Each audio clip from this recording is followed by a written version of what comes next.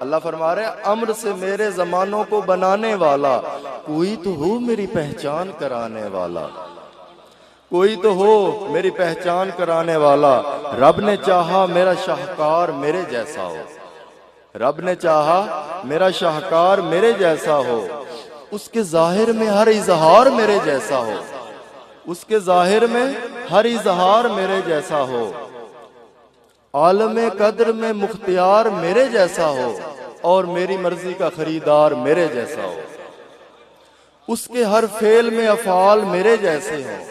उसके हर फेल में अफाल मेरे जैसे हो, मेरे चेहरे के खदो खाल मेरे जैसे हो। अपने ही नूर से फिर नूर बनाया उसने, अपने ही नूर से फिर नूर बनाया उसने, गैब वो खुद था सो ज़हूर बनाया उसने, अपनी तौहीद पे मामूर बनाया उसने।